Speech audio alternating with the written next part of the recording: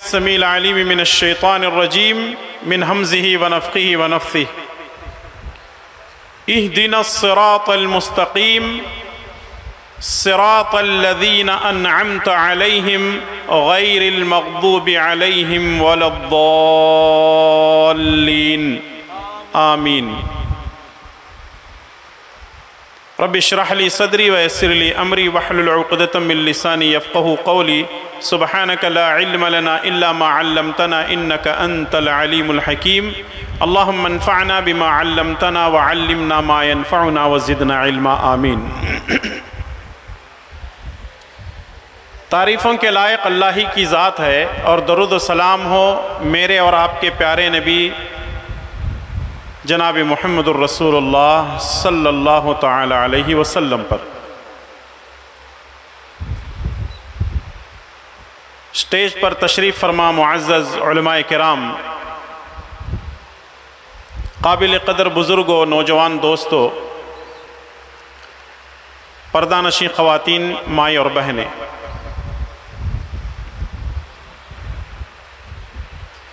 میں نے آپ کے سامنے سورہ فاتحہ سے آخری چند آیتیں تلاوت کی ہیں۔ اللہ تبارک و تعالیٰ سے ہم حالت نماز میں یہ دعا کرتے ہیں، اہدنا الصراط المستقیم، ہمیں صراط مستقیم کی ہدایت عطا فرما، صراط الذین انعمت علیہم، ان لوگوں کے راستے پر چلا جن پر تو نے انعام کیا ہے، غیر المغضوب علیہم ولا الضالین، اے اللہ ان لوگوں کے راستے پر نہ چلانا جن پر تیرا غضب نازل ہوا، ولا الضالین، اور ان لوگوں کے راستے پر بھی نہ چلانا جن کو تو نے گمراہ کیا۔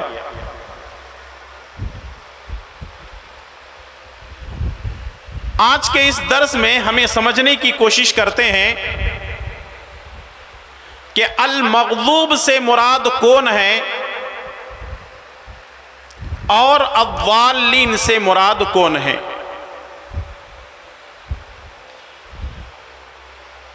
المغضوب جن پر اللہ تعالی کا غضب نازل ہوا وہ یہودی ہیں۔ المغضوب جن پر اللہ تبارک و تعالیٰ کا غضب نازل ہوا، اللہ تعالیٰ کی پھٹکار آئی، وہ یہودی ہیں۔ اور الضالین سے مراد جن کو اللہ تعالیٰ نے گمراہ کیا وہ عیسائی ہیں، وہ نصرانی ہیں، وہ کرسچن ہیں۔ ایک بات دیگرے میں آپ کے سامنے ان باتوں کو پیش کرتا جاؤں گا، سمجھتے جائیں، ذہن میں بٹھاتے جائیں۔ حالانکہ یہ علمی باتیں ہیں، میں آسان بنا کر آپ کو پیش کرنے کی کوشش کروں گا۔ المغضوب سے مراد کون لوگ ہیں؟ یہودی ہیں۔ المغضوب سے مراد یہودی ہیں، اللہ کا غضب ان پر نازل ہوا۔ الضالین سے مراد نصارہ ہیں، عیسائی ہیں، کرسچن ہیں، اللہ تبارک و تعالیٰ نے ان کو گمراہ کیا۔ المغضوب سے مراد جن پر اللہ کا غضب نازل ہوا یہودی ہیں۔ آخر یہودیوں پر اللہ کا غضب کیوں نازل ہوا؟ المغضوب سے مراد یہودی ہیں، آخر یہودیوں پر اللہ تبارک و تعالیٰ کا عذاب کیوں نازل ہوا؟ جواب یہ ہے کہ یہودیوں کے پاس علم تھا لیکن، جملہ مکمل کیجئے، یہودیوں کے پاس علم تھا لیکن عمل نہیں تھا۔ الضالین سے مراد عیسائی ہیں، کرسچن ہیں، اللہ تبارک و تعالیٰ نے ان کو گمراہ کیا۔ اس کی وجہ یہ ہے کہ عیسائیوں کے پاس عمل تھا لیکن کیا نہیں تھا؟ علم نہیں تھا۔ اب دوبارہ اس کو میں دہرا رہا ہوں، آپ کے ذہنوں میں بٹھانے کے لیے، المغضوب سے مراد یہودی ہیں، اور یہودی جن پر اللہ کا غضب نازل ہوا، اس کی وجہ یہ ہے کہ یہودیوں کے پاس علم تھا لیکن عمل نہیں تھا۔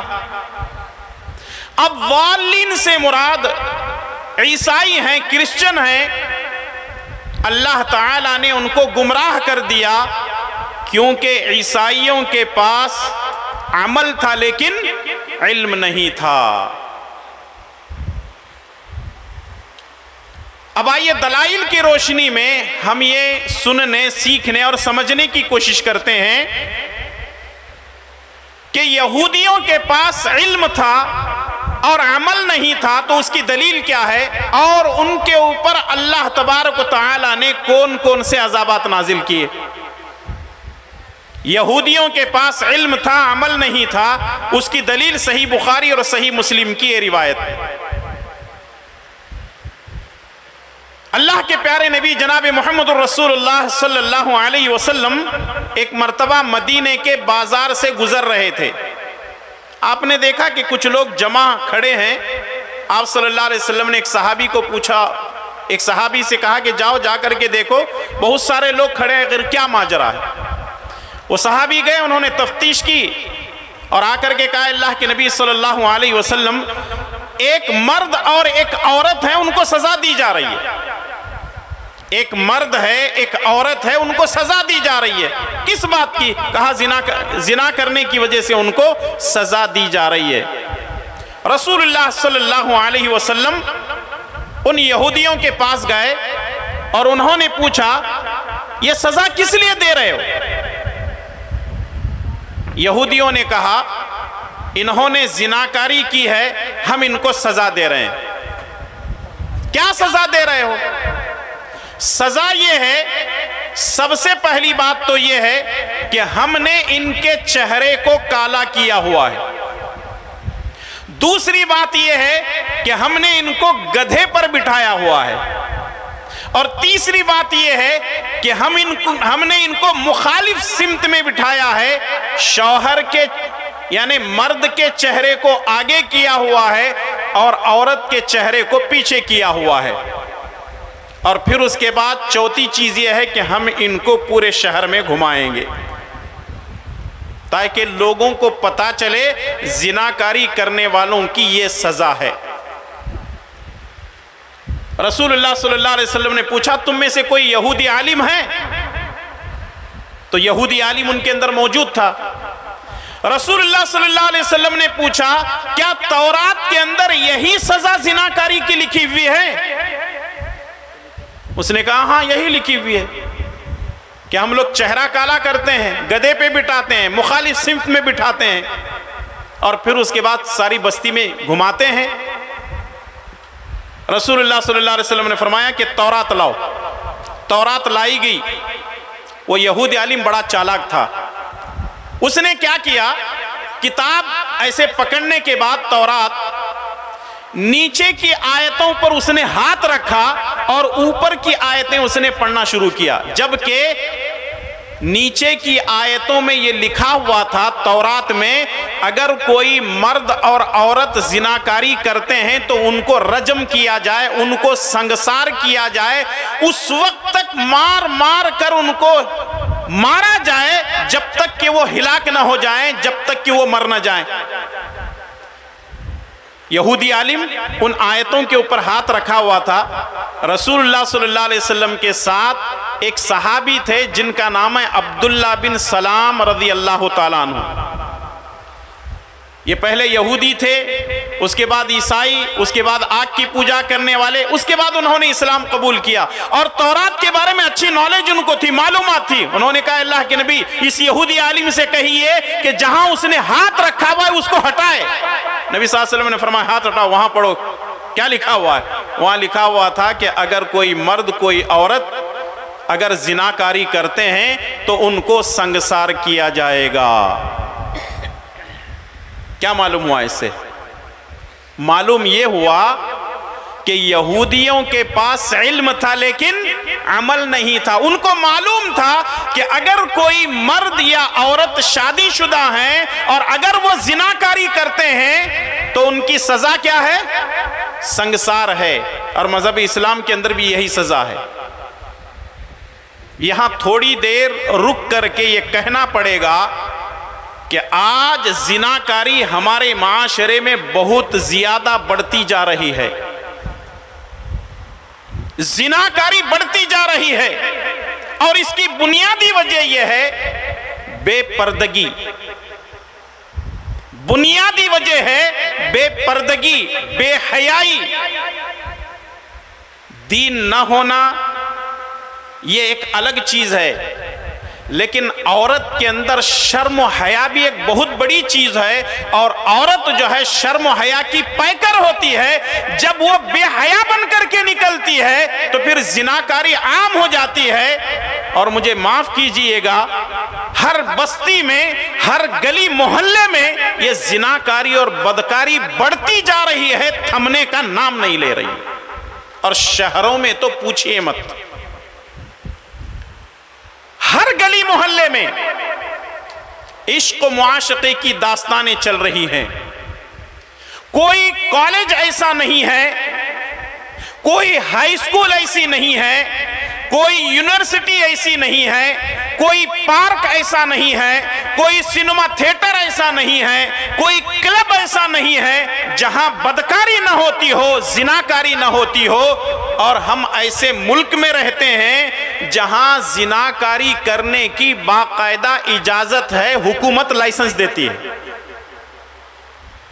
جہاں حکومت زناکاری کرنے کی اجازت دیتی ہے، جہاں زناکاری کرنے کا لائسنس ملتا ہے، تو وہاں زناکاری سے بچنا یہ متقی اور پرہیزگار ہونے کی علامت ہے.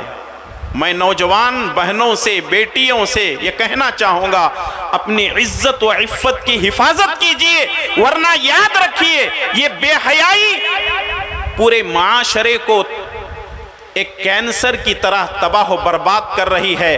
ہماری آنے والی نسلیں تباہ ہو رہی ہیں. ہمارے نوجوان زناکاری اور بدکاری کی وجہ سے تباہ ہو رہے ہیں، برباد ہو رہے ہیں، اور معاشرے کے اندر بگاڑ اور فساد پیدا ہو چکا ہے. اللہ تبارک و تعالی ہمیں ہر قسم کی برائیوں سے بچنے کی توفیق نصیب فرمائے. آمین. بات کہاں رکی ہوئی تھی کہ یہودی ان کو معلوم تھا کہ سنگسار کرنا ہے، لیکن پھر بھی وہ سنگسار نہیں کر رہے تھے. ان کے پاس علم تھا لیکن عمل نہیں تھا. اب ذرا ان کی تاریخ پر جائیں. یہودیوں کی اگر ہم تاریخ اور ہسٹری دیکھتے ہیں تو پتہ یہ چلتا ہے کہ یہودیوں پر اللہ تبارک و تعالی نے ان کے کالے کرتوتوں کی وجہ سے عذاب نازل کیے. اگر ہم قرآن کریم کی آیات پر غور کرتے ہیں اور پیارے نبی جناب محمد رسول اللہ صلی اللہ علیہ وسلم کی احادیث پر غور کرتے ہیں تو ہمیں یہ پتہ چلتا ہے کہ اللہ تبارک و تعالی نے کم سے کم 10 عذابات تو نازل کیے ہیں، جو میں آپ کے سامنے قرآن کریم کے آیتوں کے ذریعے سے پیش کروں گا. اس سے بھی زیادہ عذابات ہو سکتے ہیں. وہ 10 عذابات کون سے ہیں؟ اللہ تبارک و تعالی نے فرمایا فَأَرْسَلْنَا عَلَيْهِمُ الطُّوفَانَ وَالْجَرَادَ وَالْقُمَّلَ وَالضَّفَادِعَ وَالدَّمَ. اس آیت کریمہ میں اللہ تبارک و تعالی نے فرمایا کہ 5 عذاب اللہ تبارک و تعالی نے یہودیوں پر نازل کیے. فَأَرْسَلْنَا عَلَيْهِمُ الطُّوفَانَ، پہلا عذاب یہودیوں پر اللہ تبارک و تعالی نے طوفان بھیجا. طوفان کے ذریعے سے یہودیوں کو اللہ تبارک و تعالی نے ہلاک و برباد کر دیا. طوفانی ہوائیں چلی، بارش ہوئی، کڑک بجلیاں اللہ تبارک و تعالی نے نازل کی. یہودیوں کو اللہ تبارک و تعالی نے ان کی نافرمانیوں کی وجہ سے تباہ و برباد کر دیا. فَأَرْسَلْنَا عَلَيْهِمُ الطُّوفَانَ والدم. اللہ تبارک و تعالیٰ نے دوسرا عذاب ان کے اوپر بھیجا، اور وہ کیا ہے؟ اللہ تبارک و تعالیٰ نے ان کے اوپر خون کا عذاب بھیجا، فَأَرْسَلْنَا عَلَيْهِمُ الطُّوفَانَ وَالْجَرَادَ۔ دوسرا عذاب ہے ٹڈی۔ ٹڈی آپ لوگ سمجھتے ہیں کیا کہتے ہیں شیخ یہاں پہ ٹڈی کو؟ ٹڈی سمجھتے ہیں، ٹھیک۔ ٹڈی ایک چھوٹا سا پرندہ ہوتا ہے اور اس کو کھا بھی سکتے ہیں، وہ حلال ہے۔ رسول اللہ صلی اللہ علیہ وسلم نے فرمایا احلت لنا میتتان ودمان، دو مردہ ہمارے لیے حلال ہے، ایک ہے مچھلی، دوسرے ہے ٹڈی۔ لیکن یہ ٹڈی اللہ تبارک و تعالیٰ نے یہودیوں پر عذاب کی شکل میں بھیجا، اور یہ جب ٹڈی کسی فصل پر، کسی کھیت پر، کسی جنگل یا درختوں پر بیٹھتی ہے تو پورے کی پورے فصل کو صفا چٹ کر دیتی ہے، ختم کر دیتی ہے، فصلیں تیار ہو جاتی۔ اب تب وہ لوگ فصل کاٹنے والے ہوتے، اللہ تبارک و تعالیٰ ٹڈی کو بھیج دیتا، اور وہ ہزاروں نہیں، لاکھوں نہیں، کروڑوں کی شکل میں آتے ہیں، اور جب فصلوں پر بیٹھتے ہیں تو صرف ڈالیاں نظر آتی ہیں، اور اس طریقے سے ساری کی ساری فصلوں کو ختم کر دیتے ہیں۔ پہلا عذاب طوفان بھیجا، دوسرا عذاب ٹڈی کا اللہ تعالیٰ نے بھیجا، تیسرا عذاب والقمل، جوں۔ بعض اہل علم نے کہا ہے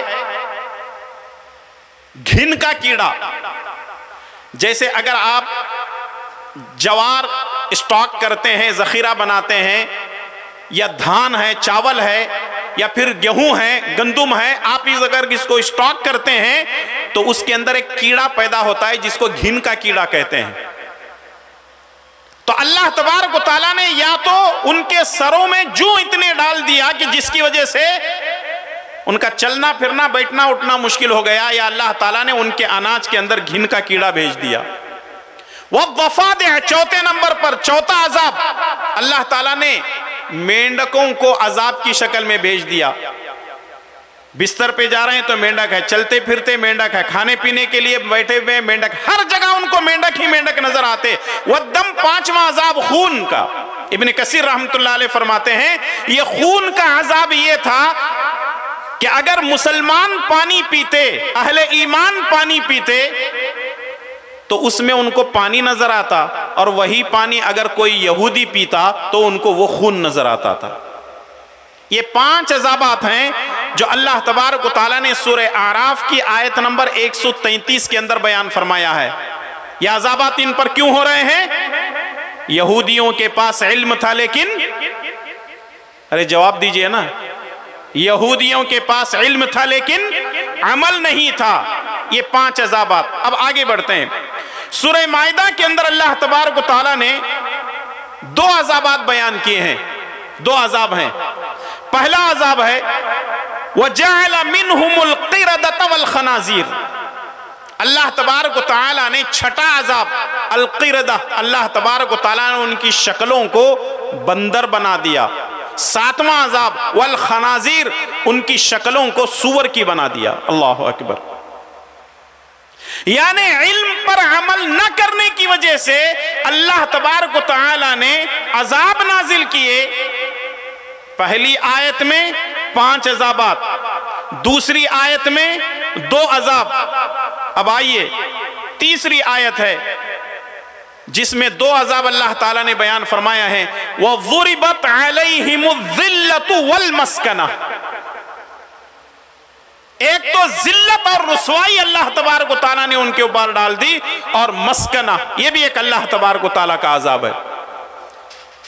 کتنے ہو گئے؟ 9 عذاب ہو گئے۔ 10واں عذاب کیا ہے؟ 10واں عذاب ہے اللہ تبارک و تعالیٰ کی لعنت ان کے اوپر۔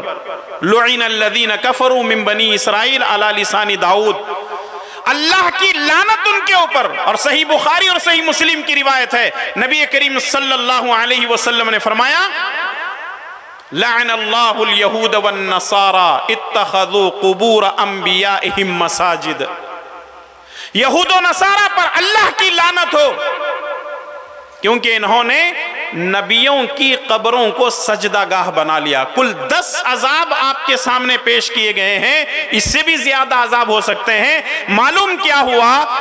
المغضوب سے مراد، پھر ہم پیچھے جا رہے ہیں سمجھنے کے لیے، المغضوب سے مراد جن پر، المغضوب مانے اللہ کا جن پر عذاب نازل ہوا، المغضوب سے مراد یہودی ہیں۔ یہودیوں پر اللہ تبارک و تعالی کا عذاب اس لیے آیا کیونکہ یہودیوں کے پاس علم تھا لیکن عمل نہیں تھا۔ 10 عذاب اللہ تبارک و تعالی نے ان کے اوپر نازل کیا۔ اب المغضوب کے بعد کیا ہے؟ الضالین۔ الضالین جن کو اللہ تعالیٰ نے گمراہ کیا وہ کون لوگ ہیں؟ عیسائی ہیں، نصارہ ہیں، کرسچن ہیں۔ اللہ تعالیٰ نے ان کو گمراہ کیوں کیا؟ ان کے گمراہ کرنے کی وجہ یہ ہے کہ نصارہ کے پاس عمل تو تھا، نصارہ کے پاس عمل تو تھا لیکن علم نہیں تھا۔ اب دیکھنا یہ ہے کہ نصارہ کے پاس عمل کون سا تھا اور ان کے پاس علم کون سا نہیں تھا۔ دیکھیے نصارہ جو ہے عیسائی، آپ کو معلوم ہونا چاہیے کہ عیسائیوں کے اندر بہت سارے فرقے پائے جاتے ہیں۔ ان میں سے ابن کثیر رحمۃ اللہ علیہ فرماتے ہیں کہ 3 بہت مشہور ہیں۔ پہلا فرقہ یہ ہے، وہ لوگ یہ کہتے ہیں کہ حضرت عیسیٰ علیہ السلام 3 میں کے ایک ہیں۔ اس کو کہتے ہیں تثلیث کا عقیدہ، 3 خداؤں کا عقیدہ۔ لقد کفر الذین قالوا ان اللہ ثالث ثلاثہ، وہ یہ کہتے ہیں کہ اللہ تبارک و تعالیٰ 3 میں کا ایک ہے۔ اچھا 3 کون ہیں؟ ایک ہے اللہ، دوسرے ہے اللہ کی بیوی نعوذ باللہ من ذالک، اور وہ کون ہے؟ مریم، اور تیسرے ہے اللہ کا بیٹا عیسیٰ علیہ السلام۔ جبکہ یہ اسلام نے ہم کو ایسا عقیدہ نہیں دیا ہے۔ عیسیٰ علیہ السلام اللہ کے نبی ہیں، مریم ان کی ماں ہیں۔ اللہ تبارک و تعالیٰ کی کوئی بیوی نہیں ہے، کوئی بیٹا نہیں ہے، کوئی اولاد نہیں ہے۔ اللہ احد، اللہ اکیلا ہے۔ اللہ الصمد، اللہ بے نیاز ہے۔ لم یلد ولم یولد، جنا ہے اور نہ جنا گیا ہے۔ ولم یکن لہ کفوا احد، اس کے برابر کوئی نہیں ہے۔ پہلا فرقہ عیسائیوں کے اندر یہ ہے 3 میں کا ایک، اور دوسرا یہ ہے کہ کچھ لوگ عیسائیوں میں حضرت عیسیٰ علیہ السلام کو اللہ کا بیٹا مانتے ہیں۔ ایک تو 3 خداؤں کا یہ عقیدہ ہو گیا، اللہ، مریم، عیسیٰ، یہ تینوں خدا ہو گئے۔ اور دوسرے یہ ہے کہ حضرت عیسیٰ علیہ السلام اللہ تعالیٰ کے بیٹے ہیں۔ اور تیسرے یہ ہے، تیسرا جو فرقہ ہے وہ یہ کہتا ہے کہ اللہ تبارک و تعالی حضرت عیسیٰ علیہ السلام کے اندر حلول کر گئے، ان کے اندر داخل ہو گئے اللہ تبارک و تعالی۔ اب آپ اندازہ لگائیں کس طریقے کے ان کے عقیدے ہیں۔ ان کے پاس عمل بہت زیادہ ہے۔ یہ دیکھیں اتوار کو عبادت چھوڑتے نہیں ہیں، یہ نیک کام اچھے کرتے ہیں، بھلے کام اچھے کرتے ہیں، بہت سارے اچھائیاں ان کے اندر موجود ہیں، لیکن علم ان کو نہیں ہے۔ اللہ تعالیٰ کے تعلق سے انہوں نے غلط سلط چیزیں منسوب کر لی، اور حضرت عیسیٰ علیہ السلام کو یہ کہنے لگے کہ یہ اللہ تبارک و تعالیٰ کا بیٹا ہے۔ مریم کو اللہ کی بیوی نعوذ باللہ کہنے لگے، اور اللہ تبارک و تعالیٰ کے تعلق سے انہوں نے تثلیث کا عقیدہ گھڑ لیا، جس کی وجہ سے ان کو علم نہیں تھا، عمل تھا۔ اللہ تبارک و تعالیٰ نے ان کو گمراہ کر دیا۔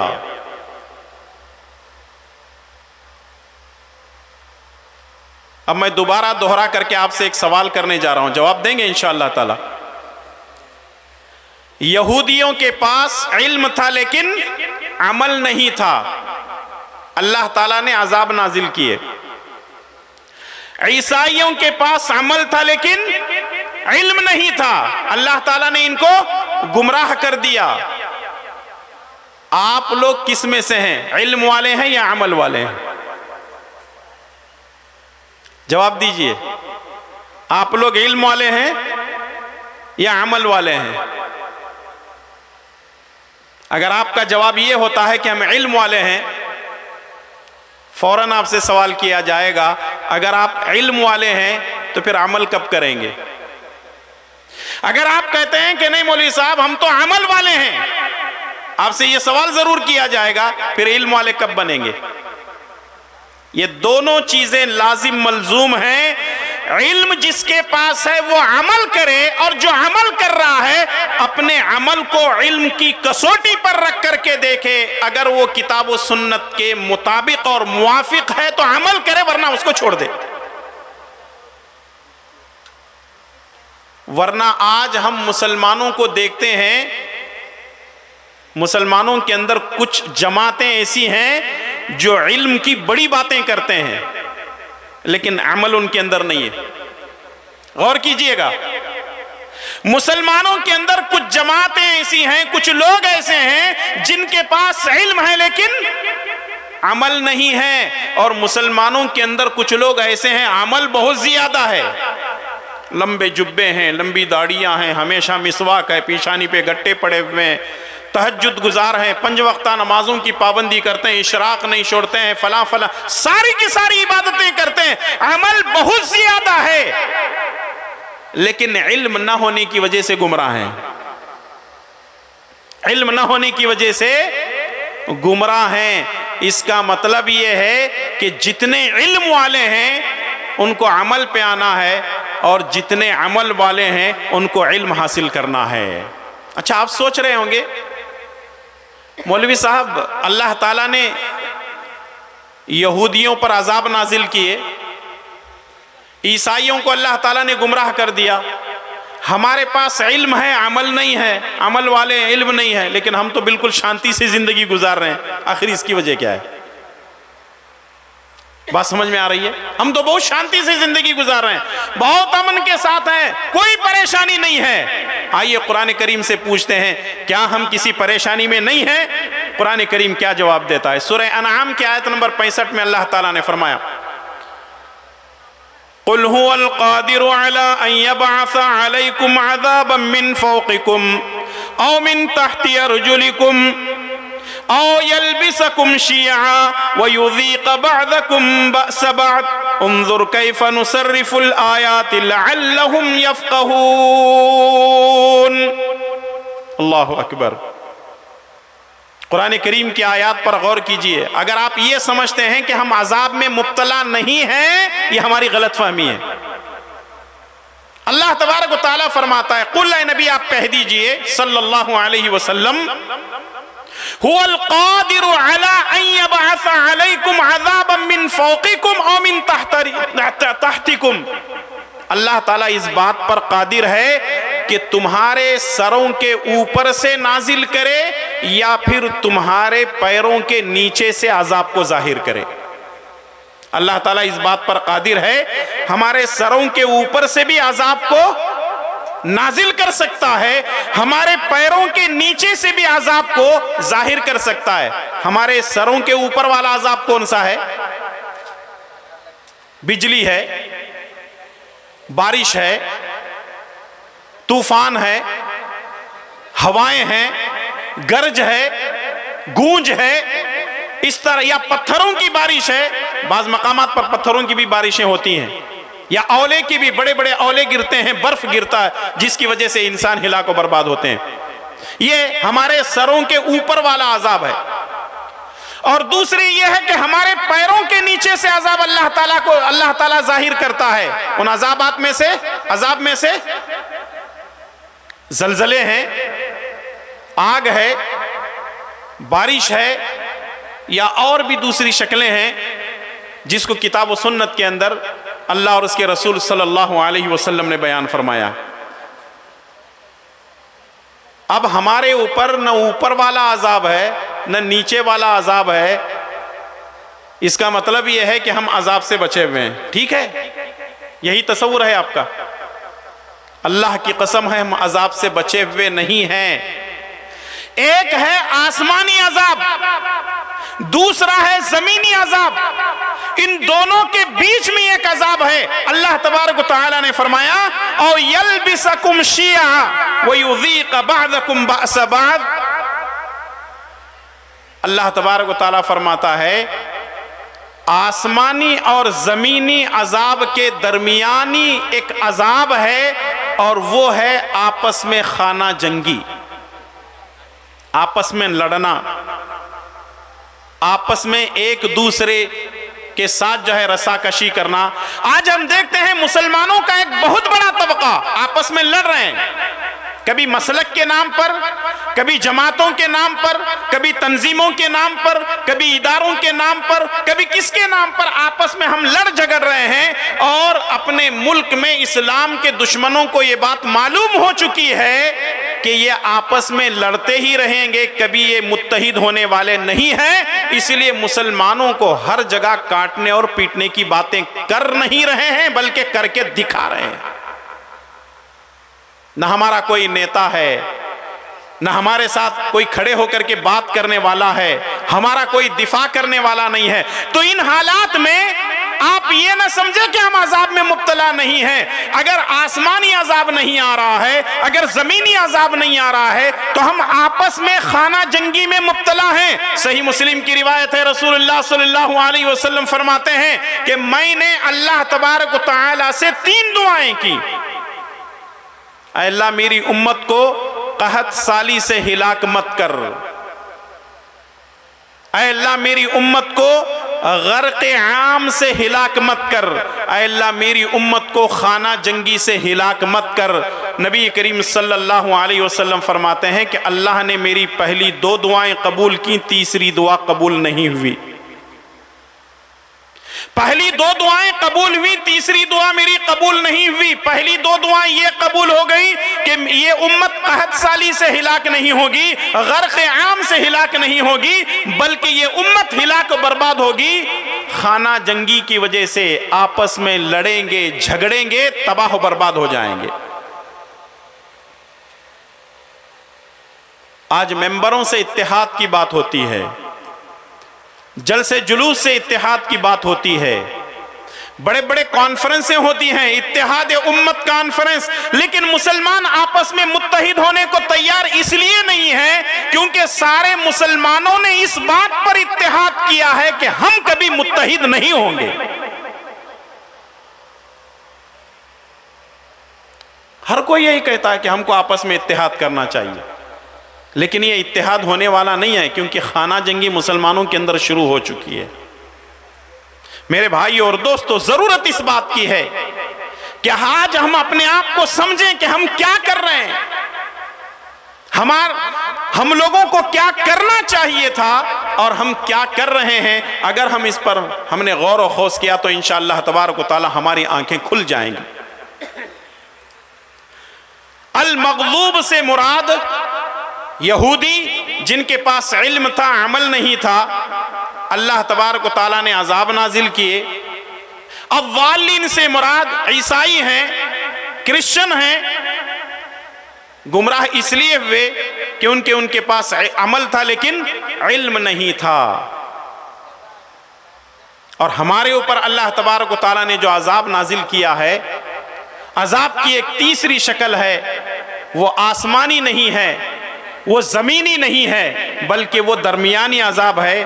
آپس میں ہم ایک دوسرے کے سامنے بھیڑ جاتے ہیں اور یہ نا اتفاقی ایک عذاب ہے جس کی وجہ سے ہم تباہ و برباد ہو رہے ہیں۔ اب اگر علم کو اور عمل کو تقسیم کیا جائے تو علم کی 2 قسمیں ہیں اور عمل کی بھی 2 قسمیں ہیں۔ آئیے مختصر بتاتے ہوئے میں اپنی بات کو ختم کر دیتا ہوں۔ علم کی 2 قسمیں ہیں، ایک ہے علم نافع اور دوسرا ہے علم غیر نافع۔ علم نافع کا مطلب یہ ہے کہ ایسا علم جو نفع بخش ہو، جو ہمارے زندہ رہتے ہوئے بھی نفع بخش ہو، ہمارے مرنے کے بعد قبر میں بھی نفع بخش ہو، حشر کے میدان میں بھی نفع بخش ہو، اور وہی چیز ہم کو جنت میں لے جائے، اور وہ نفع بخش علم ہے قرآن و سنت کا علم، شریعت کا علم۔ اس علم کو ہمیں سیکھنا چاہیے۔ اسی لیے اللہ کے پیارے نبی جناب محمد الرسول اللہ صلی اللہ علیہ وسلم ہمیشہ یہ دعا کیا کرتے تھے، اللہم انی اسألک علما نافعا، اللہم انی اسألک علما نافعا، اے اللہ تبارک و تعالی میں تجھ سے علم نافع طلب کرتا ہوں۔ اللہم انی اعوذ بک من علم لا ینفع، اے اللہ تبارک و تعالیٰ میں ایسے علم سے تیری پناہ مانگتا ہوں جس علم کے حاصل کرنے کا کوئی فائدہ نہیں ہے، کوئی نفع نہیں ہے۔ علم نافع دین کا علم ہے، علم غیر نافع جس کا کوئی فائدہ نہیں ہے، وہ جادو کا علم ہو سکتا ہے، وہ جوتشی کا علم ہو سکتا ہے، اور بھی غلط علم ہو سکتا ہے کہ جس کی وجہ سے آدمی دنیا اور آخرت کی اس کی بربادی ہو سکتی ہے۔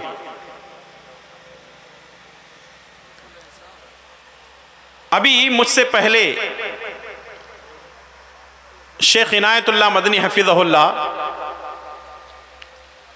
بہت پیاری بات کر رہے تھے، وہ یہ ہے کہ کچھ لوگ بغیر علم کے دعوتی میدان میں داخل ہو رہے ہیں، بغیر علم کے دعوتی میدان میں داخل ہو رہے ہیں، علم نافع حاصل کرنے کو تیار نہیں ہے، لیکن قرآن پڑھنا ان کو نہیں آتا، حدیث کیا ہے معلوم نہیں ہے، لیکن بڑی بڑی مجلسوں میں سوالات کے جواب دیتے ہیں اور یہ سمجھتے ہیں کہ ہم بہت بڑے علامہ ہیں۔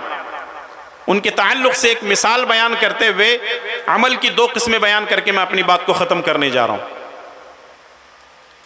ان لوگوں کی مثال ایسی ہے کہ ایک آدمی، اس کے ہاتھ میں ایک کتاب ملتی ہے، اس کے ہاتھ ایک کتاب لگتی ہے، کتاب کا جو سر ورق ہے اس پہ لکھا ہوا تھا آؤ تیراکی سیکھیں۔ کتاب کا جو پہلا پیج ہے اس میں لکھا ہوا تھا آؤ تیراکی سیکھیں۔ تیراکی سمجھتے ہیں نا، سوئمنگ۔ اب ایک آدمی کتاب پڑھ لیتا ہے، کتاب دیکھتا ہے کہ تیراکی، اچھا، اس نے کیا کیا، اس کا پیج کھولا، پنہ کھولا تو دیکھا اس میں لکھا ہوا ہے تیراکی سیکھنے کے لیے پانی ہونا ضروری ہے، اور ایک پیج اس نے کھولا، تیراکی کے لیے پانی کے اندر جانا ہوگا، اور ایک پیج اس نے کھولا، تیراکی کے لیے اپنے آگے والے ہاتھوں کو پیچھے کی طرف کھینچنا ہے اور پیچھے سے پیروں کو مارنا ہے، تب جا کر آپ کو تیراکی آئے گی۔ تو اب یہ آدمی کیا کرتا ہے، کتاب پڑھ لیتا ہے، کیا کرتا ہے، تیراکی سیکھنے کی کتاب پڑھ لیتا ہے، اور پڑھنے کے بعد اپنے ساتھ 10 آدمیوں کو تیراکی سکھانے کے لیے جاتا ہے۔ 10 جمع 1 کتنے ہو گئے، 11۔ کتنے آدمی تیراکی سیکھنے کے لیے جا رہے ہیں؟ ایک آدمی کو تیراکی آتی نہیں ہے، اس نے کتاب پڑھ لیا ہے کہ تیراکی ایسے ہوتی ہے، 10 آدمیوں کو تیراکی سکھانے کے لیے لے کر جاتا ہے، 11 آدمی تیراکی پر گئے سیکھنے کے لیے، کیا یہ 11 کے 11 واپس آئیں گے؟ نہیں آئیں گے۔ ہم کہیں گے آئیں گے، لیکن زندہ نہیں ہوں گے۔ آج یہی حالت ہے اس قوم کی کہ جو آدمی تیراکی کی کتاب پڑھ لیتا ہے، 10 لوگوں کو تیراکی سکھانے کے لیے کر جا رہا ہے کہ آؤ مجھ سے جو ہے تیراکی سیکھو، جس کو خود تیراکی نہیں آتی وہ دوسروں کو تیراکی سکھا رہا ہے، خود بھی مر رہا ہے، دوسروں کو بھی مروا رہا ہے۔ سوچیں اور غور کریں اس قوم کا کیا حال ہے۔ اب عمل کی 2 قسمیں ہیں، ایک ہے عمل خالص اور دوسرا ہے عمل غیر خالص۔ عمل خالص کہتے ہیں کہ ہمارا ہر عمل اللہ تعالیٰ کی رضا کے لیے ہو، اللہ تعالیٰ کی خوشنودی کے لیے ہو، اللہ تعالیٰ کی رحمتوں کو حاصل کرنے کے لیے ہو، غیر خالص نہ ہو، یعنی لوگوں کو دکھانے کے لیے، بتانے کے لیے، ریاکاری کے لیے نہ ہو۔ اور جب ہم اللہ کی رضا کے لیے کوئی کام کرتے ہیں اور اللہ تبارک و تعالیٰ اس کو قبولیت کا درجہ دیتا ہے، تو پھر ہمارا ایک سجدہ بھی اگر اللہ تبارک و تعالیٰ قبول کر لے، ہماری دنیا اور آخرت دونوں جگہ ہم کامیاب ہو سکتے ہیں۔ اور اگر ہم ریاکاری کے لیے 1000 سجدے کر لیں، زندگی بھر سجدے کرتے رہیں، زندگی بھر قربانیاں کرتے رہیں، زندگی بھر نیک کام کرتے رہیں، ہمارا مقصد اللہ کو راضی کرنا نہیں ہے، دنیا والوں کو راضی کرنا ہے، تو اس کا مطلب یہ ہے کہ ہماری ساری عبادتیں بیکار ہیں، عبث ہیں، ہباء منثورہ ہیں، ہوا میں اڑا دی جائیں گی، ہمارے منہ پر مار دی جائیں گی۔ ہمارا ہر عمل اللہ کی رضا کے لیے ہونا چاہیے، اللہ کی خوشنودی کے لیے ہونا چاہیے۔ تو میں اپنی بات کو ختم کرنے سے پہلے یہی آپ کو دعوت دینا چاہوں گا ایک ہے علم، دوسرا ہے عمل۔ اگر آپ علم والے ہیں تو آج سے عمل کرنا شروع کر دیجئے، اور الحمدللہ آپ نے کل کی شب اور آج کی شب، دو شبی، ان دونوں شب کے اندر آپ نے راتوں میں بہت سارا علم سیکھا ہے، بہت سارا علم سیکھا ہے۔ مختلف علماء کرام آئے، انہوں نے آپ کو دین کی تعلیمات دی۔ اب علم آ گیا ہے، اب یہاں سے سلسلہ کون سا شروع ہونا ہے؟ عمل کا سلسلہ شروع ہونا ہے۔ اور اگر آپ کے پاس عمل ہے تو اپنے عمل کو علم کی کسوٹی پر رکھیے، پرکھیے، اگر وہ کتاب و سنت کے موافق اور مطابق ہے تو کیجئے، ورنہ اس کو چھوڑ دیجئے۔ یہ نہ دیکھیں کہ باپ دادا کرتے آ رہے ہیں، یہ نہ دیکھیں کہ فلاں اور فلاں کرتے آ رہے ہیں، بلکہ یہ دیکھیں اللہ کا حکم کیا ہے اور پیارے نبی جناب محمد الرسول اللہ صلی اللہ علیہ وسلم کی تعلیمات کیا ہیں۔ عمل سے زندگی بنتی ہے، جنت بھی جہنم بھی۔ عمل سے زندگی بنتی ہے، جنت بھی جہنم بھی۔ یہ خاکی اپنی فطرت میں نہ نوری ہے نہ ناری ہے۔ اللہ تبارک و تعالیٰ مجھے اور آپ تمام کو جو علم اللہ تعالیٰ نے دیا ہے اس پر عمل کرنے کی توفیق عطا فرمائے۔ اے اللہ تبارک و تعالیٰ جن لوگوں نے یہ مجلس سجائی ہے، محنتیں کوششیں کی ہیں، اے اللہ تعالیٰ ان کو دنیا اور آخرت کی بھلائیاں نصیب فرما۔ اے اللہ جتنے یہاں پر ہم موجود ہیں، اللہ ہم سب کی مغفرت فرما، ہم سب کی بخشش فرما، ہم سب کے گناہوں کو معاف فرما۔ اے اللہ تبارک و تعالیٰ تو ہم سے راضی ہو جا۔ اے اللہ تبارک و تعالیٰ ہمارے کاروبار میں، تجارت میں خیر و برکت عطا فرما۔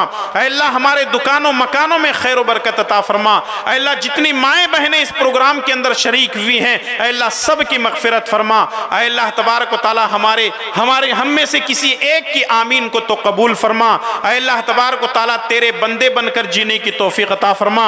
اے اللہ جن کے گھروں میں جوان بیٹیاں بیٹی ہیں، اے اللہ تعالیٰ ان کے لیے رشتے کا انتظام فرما دے۔ اے اللہ جو نوجوان نکاح کرنا، شادی کرنا چاہتے ہیں، اے اللہ ان کے لیے نیک اور صالح لڑکی کا انتخاب فرما دے۔ اے اللہ تبارک و تعالیٰ ہم سب کو ایک بنا اور نیک بنا۔ اے اللہ تبارک و تعالیٰ ہمارے نیک ارادوں اور مرادوں کو پورا فرما۔ اے اللہ ہم میں جو بیمار ہیں ان کو شفائے کاملہ عاجلہ عطا فرما، جو پریشان حال ہیں ان کی پریشانیوں کو دور فرما۔ اے اللہ ہمارے مساجد کی حفاظت فرما۔ اے اللہ ہمارے مدارس کی حفاظت فرما۔ اے اللہ ہمارے علماء اور دعات کی حفاظت فرما۔ اے اللہ تعالی ہمارے مائیں بہنوں کی عصمتوں اور ان کی عفتوں کی حفاظت فرما۔ اے اللہ تبارک و تعالی مسلم امت کی حفاظت فرما۔ اے اللہ جب تک ہمیں زندہ رکھ، اسلام پر زندہ رکھ اور خاتمہ بالخیر فرما۔ آمین یا رب العالمین۔ ربنا تقبل منا انک انت السمیع العلیم۔ سبحان ربک رب العزت عما یصفون وسلام علی المرسلین والحمد للہ رب العالمین۔ والسلام علیکم ورحمۃ اللہ وبرکاتہ۔